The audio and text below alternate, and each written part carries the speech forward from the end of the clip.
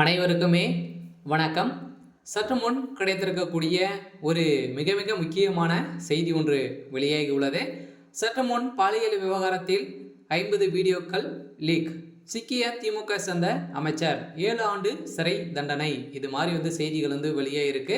இப்போ சற்று முன் வெளியாகி இருக்கக்கூடிய ஒரு பரபரப்பான பேசப்பட்டு வரும் நிலையில் தான் பார்த்தீங்கன்னா இப்போ திமுக சேர்ந்த அமைச்சர் பெரும் சிக்கலில் சிக்கியிருக்கும் நிலையில் தான் இப்போ பாலியல் விவகாரத்தில் அண்ணாமலை பல்கலைக்கழகத்தால் பார்த்தீங்கன்னா இப்போ திமுக சேர்ந்த ரகுபதி அவர்கள் இதில் யாருக்குமே திமுக அவர் அடிப்படை திமுகவுடைய உறுப்பினராக கூட இல்லை அப்படின்ற மாதிரி பேசப்பட்டு வந்திருந்த நிலையில் திடீர்னு இப்போ பெஞ்சா புயல் காரணமாக இதில் பார்த்தீங்கன்னா ஒரு நெருங்கிய நபராக அமைச்சர் சுப்பிரமணியன் அவர்கள் பார்த்தீங்கன்னா நெருங்கிய நபராக தான் இருந்திருக்கும் நிலையில் ஒரு திமுகவுடைய பின்னிருந்து இயங்கக்கூடிய ஒரு முக்கிய புள்ளியாக தான் பார்த்தீங்கன்னா ஞானசாகர் அவர்கள் இருந்து ஒரு நிலையில் இப்போ இந்த விவகாரத்தில் 50க்கும் மேற்பட்ட வீடியோக்கள் பார்த்தீங்கன்னா இப்போ வீடியோ கால் மூலமாக பேசப்பட்டு வந்திருக்கும் நிலையில் இதிலும் திமுக சேர்ந்த அமைச்சர்களுக்கு நிறைய தொடர்புகள் இருக்குது. 6 அமைச்சர்களுக்கு மேலே இதில் தொடர்புகளுக்கு இருக்குது. இந்த அமைச்சர்கள் அனைவரையுமே பார்த்தீங்கன்னா அவங்க இந்த பாலியல் தொல்லைகள் காரணமாக பார்த்தீங்கன்னா தொடர்ந்து 1 மணி நேரம் கழித்து பார்த்தீங்கன்னா ஃபோன் போயிட்டே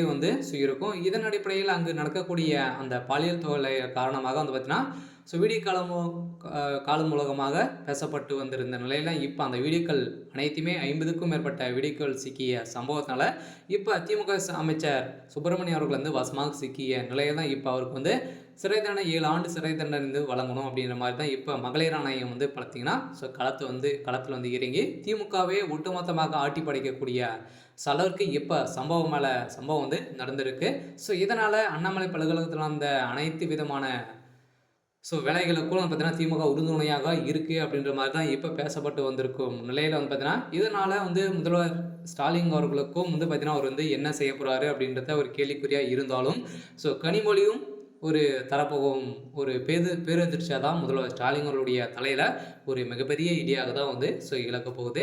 அதனால் திமுகவில் விடிக்கக்கூடிய ஒரு மிகப்பெரிய சர்ச்சையால் திமுக உடையறதுக்கான அதிகப்படியான வாய்ப்பு இருக்குது. இதனால் இந்த பாலியல் விவகாரத்தில் திமுகவே அழியக்கூடிய அளவிற்கு சம்பவம் நடந்திருக்கு. இந்த சம்பவத்தின் அடிப்படையில் வருகின்ற சட்டமன்ற தேர்தலுக்குள்ளேயே பார்த்தீங்கன்னா திமுக வசமாக சிக்கிய சம்பவத்தினால மக்களிடையே ஒரு பேசும் பொருளாய் மாறிடுச்சு. சட்டத்துக்கு விரோதமாக தான் பார்த்தீங்கன்னா அனைவருமே செயல்பட்டு இருக்கும் நிலையில் இப்போ திமுக சேர்ந்த அமைச்சர்களே பெண்களுக்கு பாதுகாப்பு இல்லாத ஒரு அரசாக தான் பார்க்கப்பட்டு வரும் நிலையில் இந்த விவகாரத்தில் உதயநிதி ஸ்டாலின் அந்த சார் யார் அப்படின்னு பார்த்தீங்கன்னா உதயநிதி ஸ்டாலின் தான் அப்படின்ற மாதிரி இப்போ பார்த்தீங்கன்னா சிக்கியிருக்கக்கூடிய ஆதாரத்தால் இப்போ உதயநிதி ஸ்டாலினுடைய ஒட்டுமொத்த கதையும் முடியக்கூடிய சம்பவம் நடந்திருக்கு.